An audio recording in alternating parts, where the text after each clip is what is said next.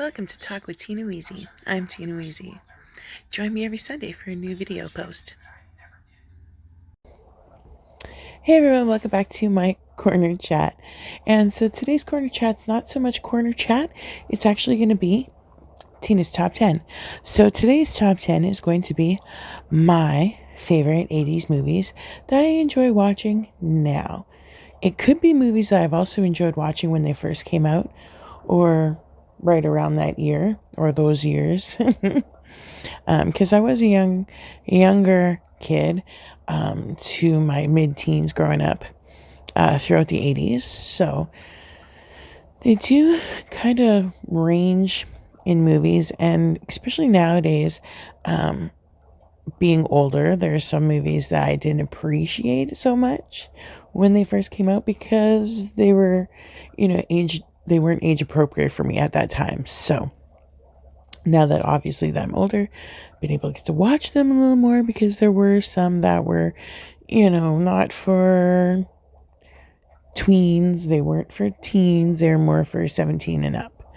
So, and then when you're in your mid to late teens, you're not so much sitting around, hanging around, watching movies or, TV or anything, or hanging out at home so much. You're out with your friends, actually hanging out and doing things. So if there was a movie that came out that you weren't able to see, a lot of times me and my friends weren't sneaking into the movies. We weren't sneaking into bars either, but we would be sneaking drinks. We would be sneaking cigarettes somehow. We were doing bad, teenage things at the time. So, different things. So I'm going to start obviously with my top 10 being 10, the not so much, and then number 1 being my number 1, obviously, right? We all know how countdowns work. Come on now, Tina. Think.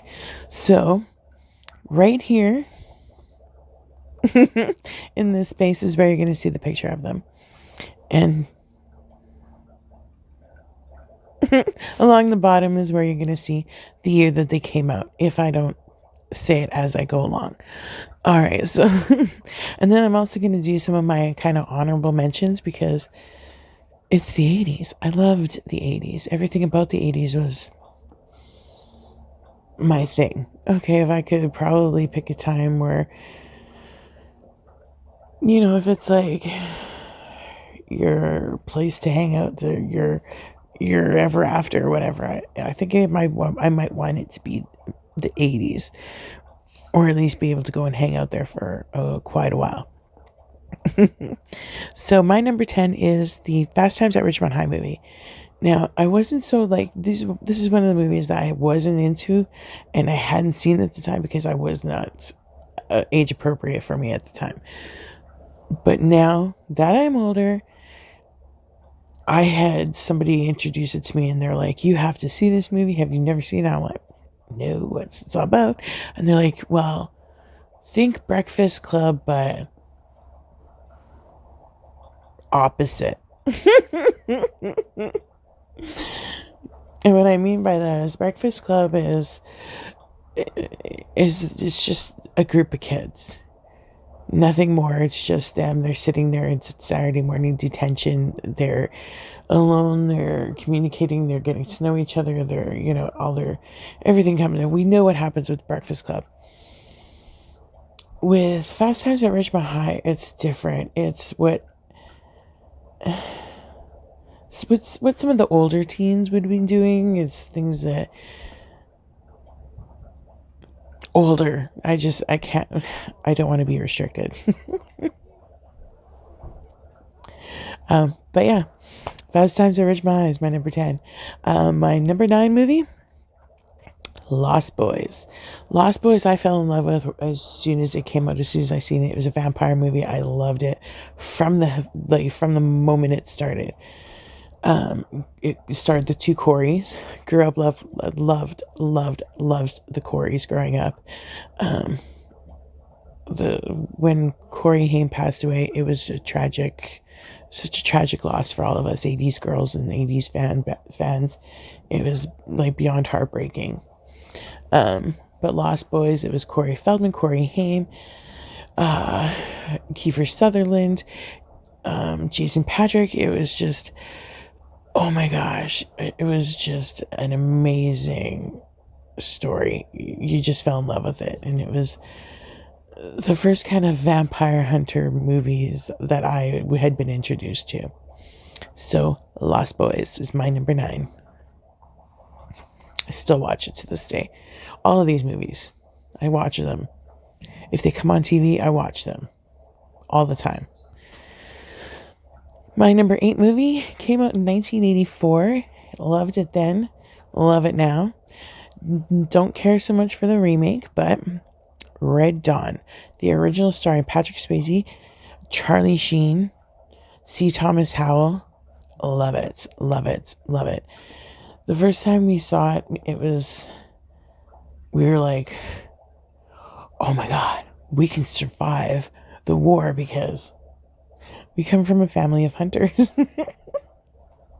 So right away, we were like, yes, we're going to do what these guys did. We're going to go up to the mountains. We're going up to BC. We're going Alberta. We're going somewhere, man. We're going to survive.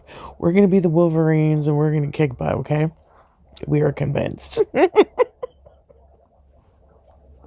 Ain't gonna lie.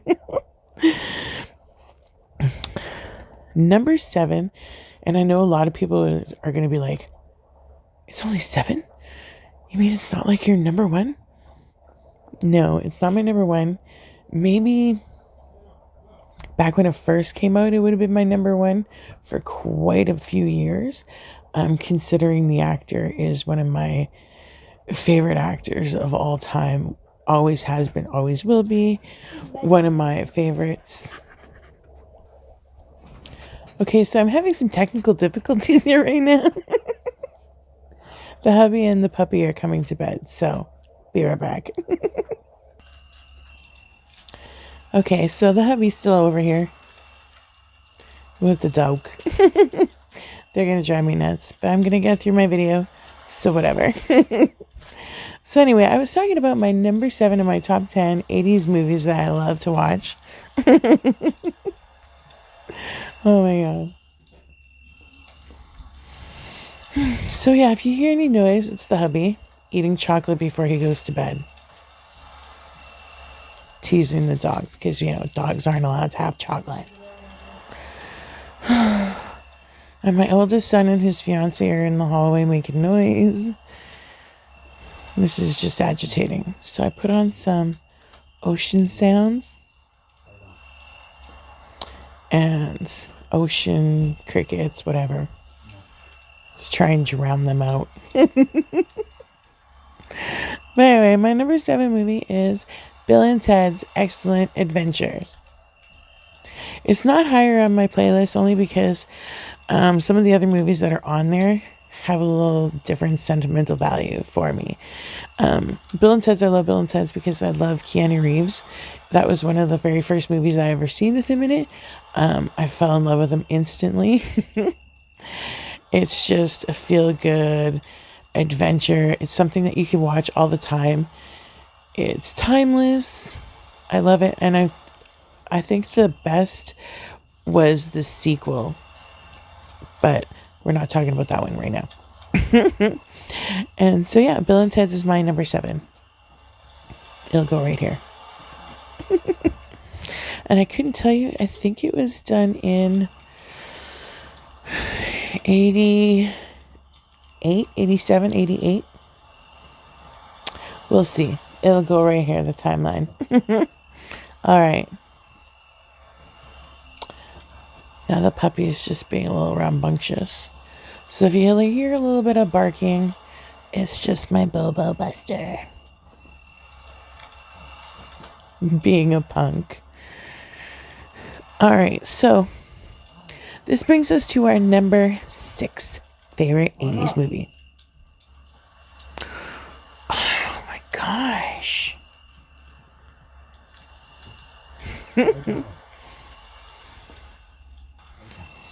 All right, so let's go on. So I ain't got time for this. I gotta record this. I gotta edit it. I gotta like make notes for my next video. I got research to do. It's the weekend. It's my YouTube time. Come on, dog. Go to sleep. Behave yourself. Big crazy dog. I just love him.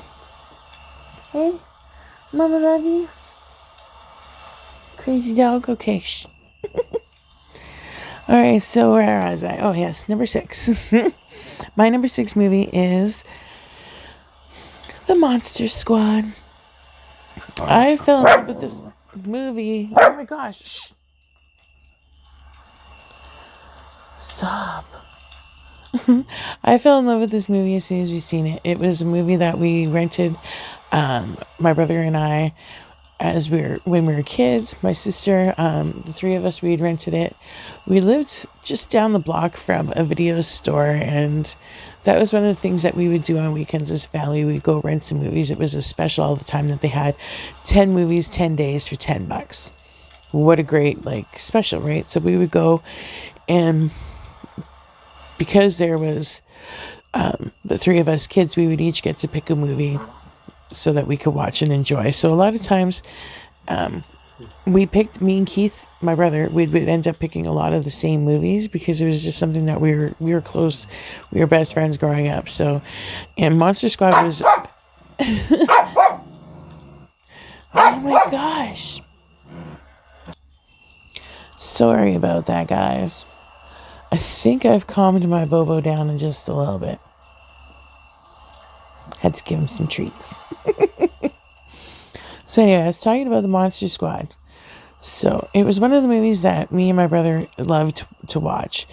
We were close in age, so we were closer than we were with our sister. Like, we were together a lot more. You know, we were only 2 years apart, when our sister is 5 years younger than my brother, 7 years younger than me. So there is that big gap in age difference. So only because of that reason, growing up, I was closer to my brother than I was with my sister Melissa. So me and Keith, we would rent. No, go lay down. We would rent Monster Squad together, and we loved watching monster movies and horror movies at that time together. And, you know, we would rent some and we would laugh. Some of them we would be, you know, some would freak us out. But of course, none of them do that nowadays. 1 second, my dog. We really enjoyed this movie so much that we even would have our own little Monster Squad. We had, you know, we would test people, like our friends. We'd be like, okay, to join our club, you have to know the Monster Squad rules and the Monster Squad test. We were nerds. But I really enjoy that. Love watching that movie now. I introduced that movie to my kids when they were growing up. So, Monster Squad, my number 6. My number 5 movie is The Karate Kid. It came out in 1984, and it was... it still is timeless. And with Cobra Kai coming out just recently on Netflix, oh my god, I love it. Me and the hubby watch it religiously. As soon as it comes out, we binge it. My brother actually watches it as well. So it goes right along with the Karate Kid. When you watch the original Karate Kid, you know, Danielson and Mr. Miyagi, those are your two. We're introduced to Daniel, we're introduced to Mr. Miyagi and Mr. Miyagi's teachings and his morals and the way of thinking, and it's just, he's almost like an uncle to you when you're growing up watching these movies, when you watch all the sequels and everything and you continue watching it, and it's just, there's just something about Mr. Miyagi that just makes the 80s awesome. I don't know how to explain it.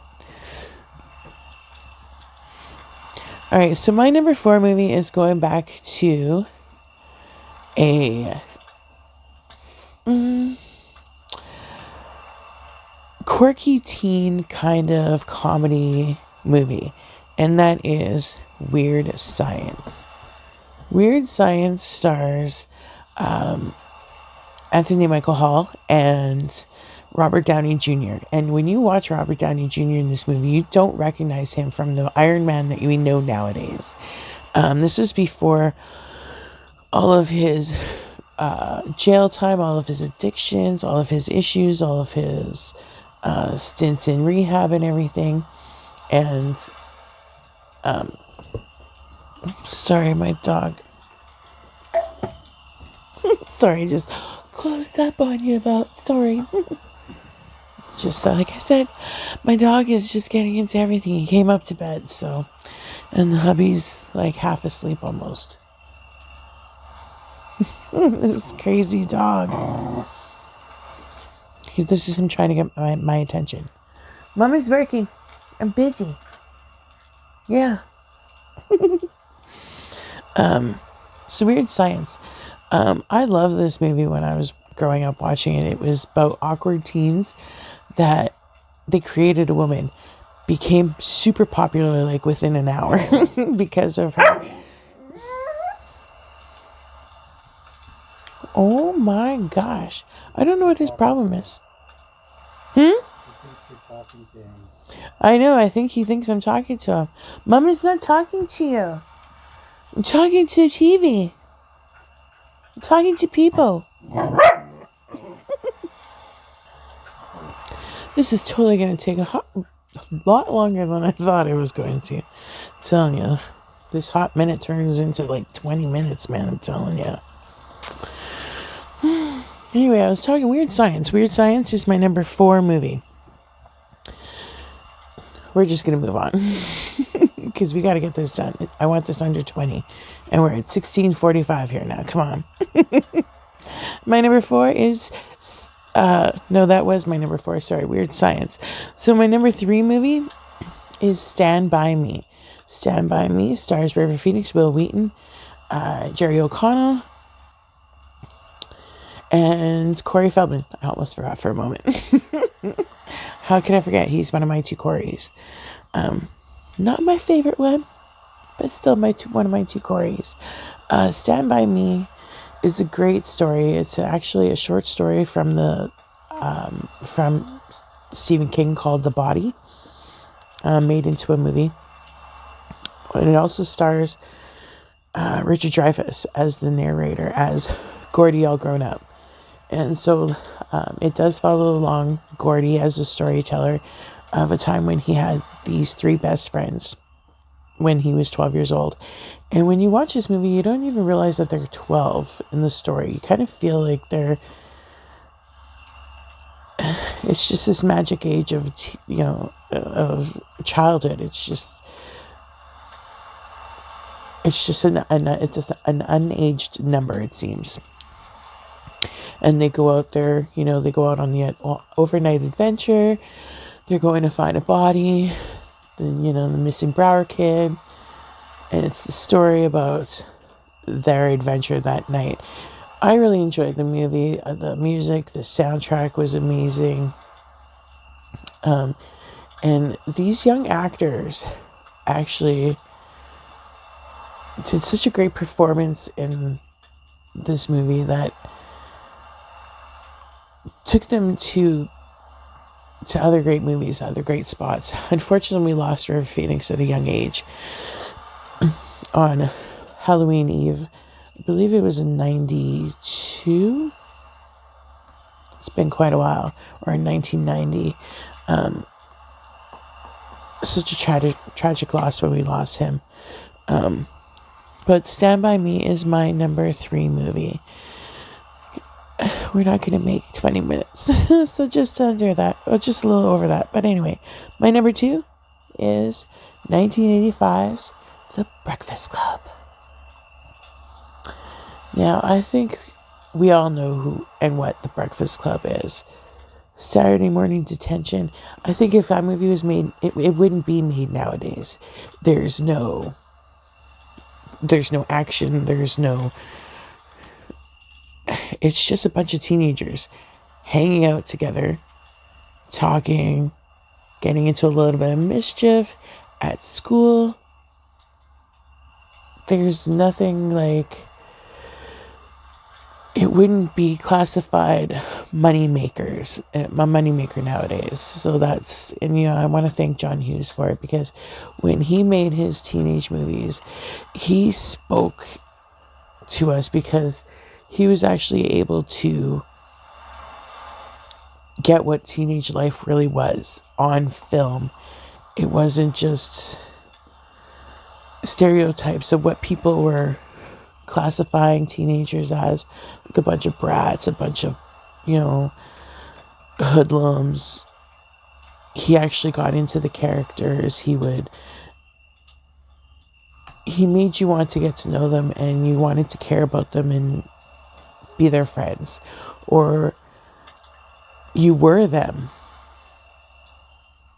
Like, I was the weirdo in school. I was name called. I was different. I was the big girl all the time. So I had, I would have been Ali Sheedy's character in the back. I would have been the schizophrenic, the weirdo. So, I was never the jock. I was never the popular girl, that's for sure. It wasn't, the cheerleader. My mom was. Not me, man. But yeah, Breakfast Club is my number 2 movie. My number 1 movie of all time from the 1980s is The Goonies. Since The Goonies came out, I have watched it. I would, with those 10 movies, 10 days, $10, man. If we had a choice of more than just one movie, The Goonies was always my second choice. I would get a new movie and The Goonies. A new movie and The Goonies. If I could only get one, let's get The Goonies. The Goonies, The Goonies. Anytime it was on TV, once I moved out onto my own, and my dad would see that it was on TV, he would either call me or he would tell my mom, "Go easy. Tell her The Goonies is on. She's gotta know." And I would end up watching it. So to this day, if it's on TV, I'll watch it. I own it on DVD. I actually own the copy that has the octopus. And if you don't know what I'm talking about, you need to see the original uncut version. Because what they show you on TV does not have the octopus. So it's like, it's a big part of the story once they get on that ship. So look it up. Watch it. I mean it. So my number one 1980s movies is The Goonies, for so many reasons, and one of them is sentimental value, because it just reminds me of my dad too. So it's my number 1. So thank you guys for hanging out and dealing with my puppy and my hubby. I might, once they're both asleep, because the dog is wide awake, he's chewing, he's playing with one of his chew toys on my side of the bed. But once they're both asleep, I might just do a little personal vlog, just my little corner chat, just so I can edit everything early this time and have my Sunday video up early for you guys. So I want to thank you very much for hanging out and joining me for my top 10 80s movies. Peace.